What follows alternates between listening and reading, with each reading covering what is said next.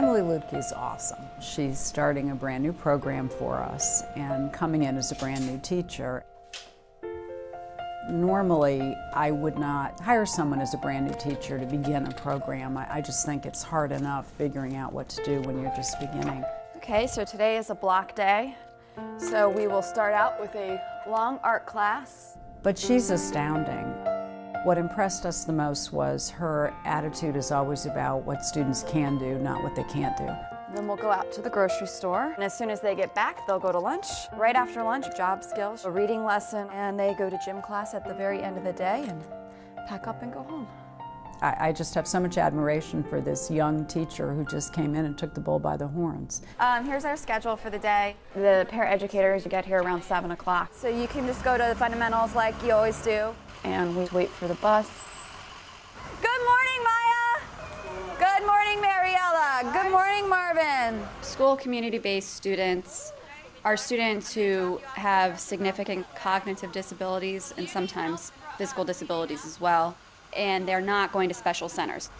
John, honey, you not feeling good? It's a busy day, and it's a long day. You guys go ahead. I'm going to take John down to the nurse right now.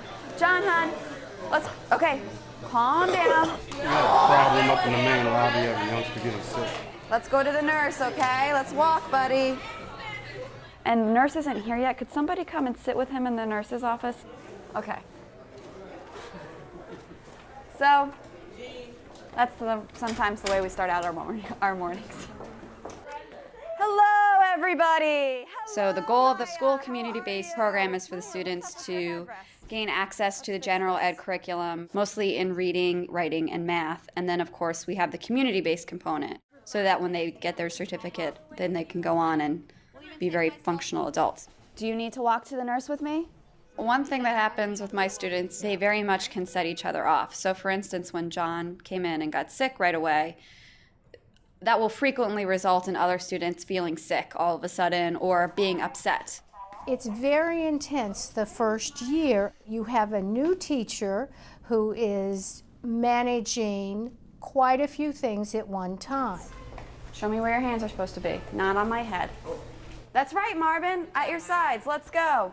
Even in the school community-based program, expectations are very high for all students, so that puts a lot of pressure on teachers. Moving to the art class is always harder. I just wish it didn't happen first thing in the morning because this is my planning period. So.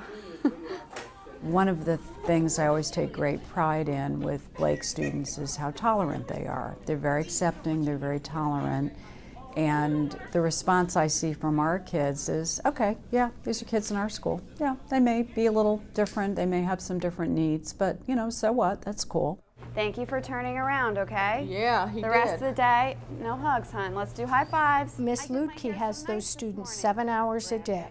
They're learning to be adolescents, so you have that kind of behavior. Because John's not feeling well, John and he is said he very wants sick. to make a card for him so he'll feel better. So she is going to be seeing a whole gamut of emotions throughout the day, probably more so than most parents would see. I really want them to be able to succeed, particularly in the workplace. All right, where are we going today? Grocery store. That's right. I think grocery shopping in particular is just a very important trip. It's an important place for students to be able to feel comfortable, and most of my students are working on different skills. So we'll say hi to the clerk. Hi. That's right, Miss Maya. Hello. You ready to go grocery shopping? Can? I don't know. What do you want to buy? What is that? Nothing. A carton? Good job, Tom. Why don't you ask him your question, Brandon?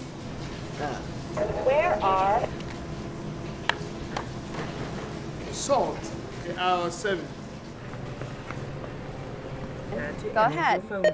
59 cents. Very good. Now here's the part where we have to weigh something. Put them down. Every day is different. Every day I kind of have to attack the problem in a different way. So I'm still learning how to really address all of the academic and behavioral needs of my students on a daily basis, but I'm also, as a first-year teacher, a bit overwhelmed by how much I need to learn just about the school system, like what form I need for which purpose, how to find the form, who to ask. I mean, those are things that I think are just going to come with years of being in the system. I have to go down and feed Maya. I like working with a lot of other adults. It's really nice because they're all very willing to give me feedback on how I'm doing and give me great suggestions. With these kids, sometimes you have to be so creative. And I'll have somebody from InteractCom or the speech pathologist come in and I'll ask her, you know, how can we do this? Something's not working. Someone will have a great idea. So that's what the great thing about it is. The only thing I have trouble with is keeping it all straight. Time management is a major piece that we work with the new teachers, because you're not just working with the student who you can mold, but you're also working with another adult who has their idea of what should be going on in the classroom. If I had a goal for the general ed students who come in contact with the school community-based students, my goal is that they learn how to be comfortable talking to someone who's not exactly like they are. I think it's really important to learn that when you're young, that people who have disabilities are just like everybody else. I think I'll take it because I want to make sure it works. You know, And you'll show me how to use it when you come back? Yeah. Mike Welsh has been a very good resource for me. I'm a consulting teacher, and what we do is go into classrooms and support new teachers, novice teachers who are coming in, and we help them learn about Montgomery County's standards of teaching. We help them learn about curriculum. We help them learn the ropes and supply any kind of supports that we can. The intent of all of this is teacher retention. The disruption caused by teachers coming and going certainly impacts the overall effect of our educational process. So we want to attract the very best teachers we can, and then we want to keep them. It's a whole network of people who are dedicated to ensuring Emily's as well as every other new teacher's success. It's the Altum essay reports. Good, good, good, good, good, good, good. I think the idea behind the Altum essay is that students who have disabilities should have access to the general education curriculum. And I think it's critical for the students too, because they want to have benchmarks just like any other student would. Do you stay healthy by eating candy? No, candy's bad.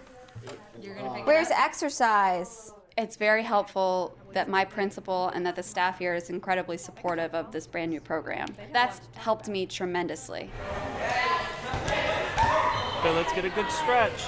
Mr. Howley has been a great asset to this school and particularly to this program. Not only is he familiar and he knows what their quirks are and he knows how to work with them, but he's also just so enthusiastic. He loves working with school community-based students. 1, 2, 3. 7. Oh yeah! I will have this cookie. I haven't had lunch yet. Watching Maya get on the bus is usually the last thing that happens during my school day. When Maya smiles at you for whatever reason or whenever it is, something's good. Something went right that day. So that's what my classroom looks like at the end of the day. It's a shambles. Today was worse than usual. What they take on is very overwhelming, and there's a special place in heaven for people who teach special education. We need to make sure that we're also providing as many supports as possible for them. I think that's what will keep our first-year teachers, keep Emily specifically, I hope. Stride. Go, Chris, go. Raymond, lift your knees.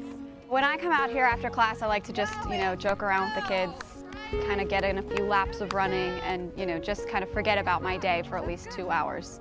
It's a major stress reliever. I love coaching. I'm really, really glad I made that decision. At the end of every day, I go home and something crazy might have happened, but I almost always feel like somebody got something out of being in my class that day. That makes me feel good, because the more that my students do and show people that they can do, the more people are going to expect them to learn and to behave beyond expectations. So let's open up our book. I need to see you reading.